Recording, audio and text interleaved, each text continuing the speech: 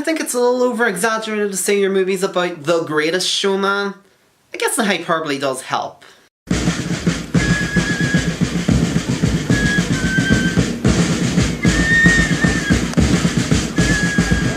Hi, I'm Danny Quinn, and welcome to another episode of First Impressions.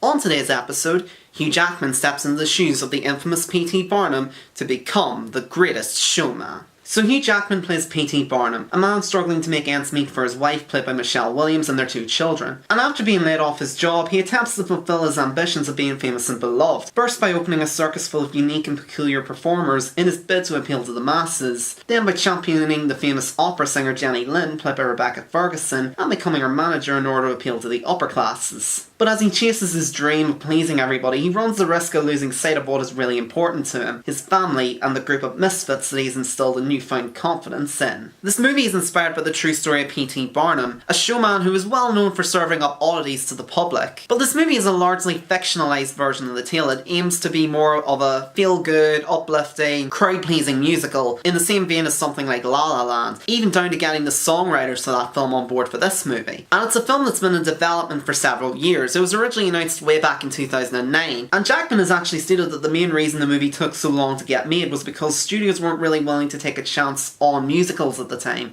But is the film really worth the wait?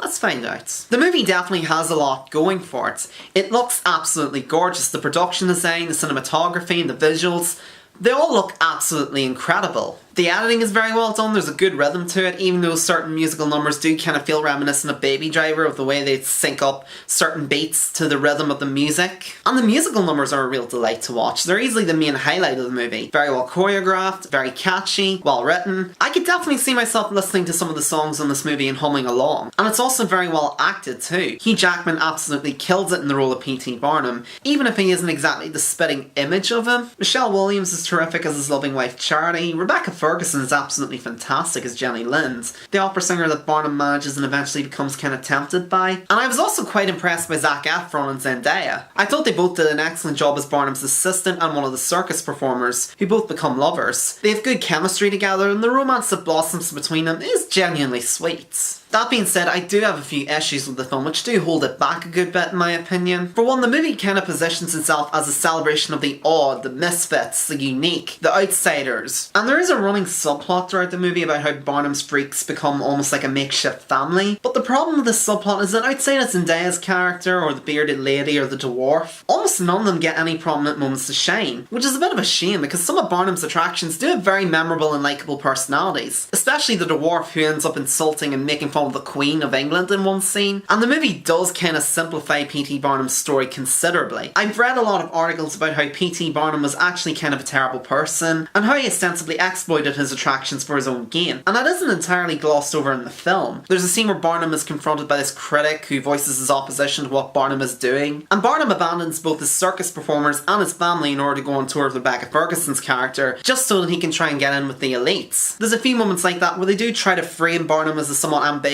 character, and they do try to hint at a somewhat darker implications behind what he does. And those are quite intriguing, but the movie never really follows through on that. And maybe it is just me, but I would have been more interested in seeing the movie tackle Barnum in this way, really kind of try to deconstruct him, where they could have tackled the issues surrounding Barnum and whether or not he is an exploiter of these freaks or misfits. I think they could have made a very intriguing character study out of him, beyond just being your standard rags to riches, then back to rags, then kind of back to riches at the end story, which can get very cliched and predictable at times. But at the same time, I realise the movie isn't trying to be like that. It's trying to be an uplifting, feel-good crowd pleaser, which it does succeed at to a certain extent. And whenever I say the movie's a little bit formulaic, I don't necessarily mean that as a criticism, I mean that as more of an observation. It has a lot of your standard plot beats for a movie like this, and it hits them relatively well for the most part, and I personally found the movie enjoyable overall. It's well acted, it's visually stunning, the musical numbers are very entertaining, and I would recommend it if you're just looking for a light-hearted, fun crowd pleaser. But if you're looking for a movie that actually tries to study Barnum as a person and really tries to get inside his mind, you're not gonna get it here. But like I said, it's not trying to be that. It's just trying to be a nice, fun movie that the whole family can watch and maybe leave with a smile on their face. And in that regard, it is passable. So on a scale of 0 to 10, with 0 being absolute irredeemable shit, and 10 being an outstanding, flawless masterpiece, I'm gonna give The Greatest Showman a 6 out of 10. If you're looking for a nice feel-good movie that the whole family can enjoy, there's definitely enough here to like. And if you're just looking for a fun little movie to pass the time, it does its job. I just personally wish we got more of a character study from this movie, but for what it is, it's pretty good. So The Greatest Showman, have you seen it yet? If so, what did you think of it? Did you like it? Did you not like it? Let me know down in the comments below. Thank you for watching, I hope you enjoyed this video. I'll be back soon with more reviews as well as my year-end lists. But in the meantime, feel free to like the video, leave a comment, and subscribe to my channel. If there's anything I can do to improve my presentation, let me know. I can also be found by Facebook, Twitter, email, and Instagram. And until next time, I'm Danny Quinn, and I hope you have a pleasant evening.